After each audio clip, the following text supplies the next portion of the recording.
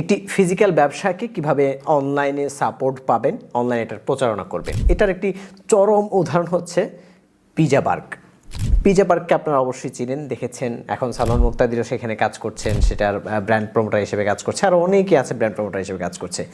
তাদের যে প্রচারণার একটা স্টাইল দেখুন, এই যে পিজা নিয়ে কাজ করার মতো প্রতিষ্ঠান বাংলাদেশে কম আছে, অনেক আছে, অ্যাভেলেবেল আছে। অনেক রেস্টুরেন্ট আছে যারা পিজা নিয়ে কাজ করে, অনেক রেস্টুরেন্ট শুধু পিজা নিয়ে কাজ করে। কিন্তু পিজা বার্গকে দেখেছেন কী ধরনের প্রমোশন, কী ধরনের, তারা এখন কতগুলো ব্রাঞ্চ নিয়ে কাজ করছে। একটু বিবেচনা করেন তো, আপনার আশপাশে এমন একটা রেস্টুরেন্ট যেটা হচ্ছে শুধুমাত্র হচ্ছে অফলাইনের মাধ্যমে এরকম করতে পেরেছে?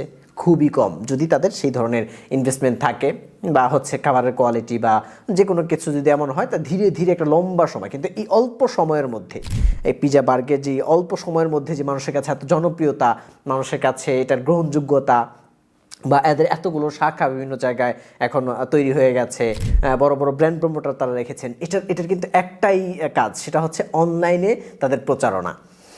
অফলাইনে কিন্তু কোনোভাবেই যত লিফলেট আপনি হচ্ছে দিতে বলেন না কেন, যত যা কিছু আপনি দিতে বলেন না কেন, তারা কোনোভাবেই সেটা সম্ভব হতো না এত দ্রুত এত মানুষের কাছে পৌঁছানো। এটা সম্ভব হয়েছে কিন্তু সেই ফিজিক্যাল বিজনেসটাকে, অফলাইনের বিজনেসটাকে অনলাইনে প্রমোশন করার মাধ্যমে। তারা কিন্তু খুব যে বেশি অনলাইনে সেল করে তা কিন্তু না, বা অনলাইনে কিন্তু তারা বলেও না অনলাইনে অর্ডার করেন।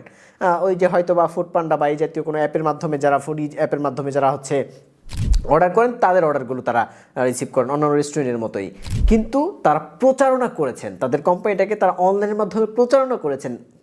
প্রোডাক্ট কিনবে মানুষ অফলাইনে, প্রোডাক্ট কিনবে সেখানে গিয়েই, কিন্তু প্রচারণা থাকবে অনলাইনে, প্রচারণা থাকবে বিভিন্ন জায়গায়। তারা কিন্তু টিভিকে বেছে নেয়নি, তারা কিন্তু টিভিসি তৈরি করেনি, টিভিতে অ্যাড দেয়নি, স্লট নেয়নি, নিউজের পরে বিজ্ঞাপন দেয়নি, বরং তারা সোশ্যাল মিডিয়াকে এমনভাবে কাজে লাগিয়েছে, তারা ওইরকমভাবে সে বিজ্ঞাপনও তেমন হচ্ছে প্রচার করে না।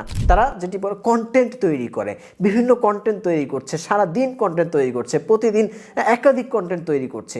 এইটির মাধ্যমে কিন্তু মানুষের কাছে জনপ্রিয়তা তৈরি করছে, মানুষকে কানেক্ট করছে। এটা একটা পিআর, এটাকে বলা হয় পাবলিক রিলেশন, গণসংযোগ, মানুষের সাথে সংযোগ স্থাপন করা।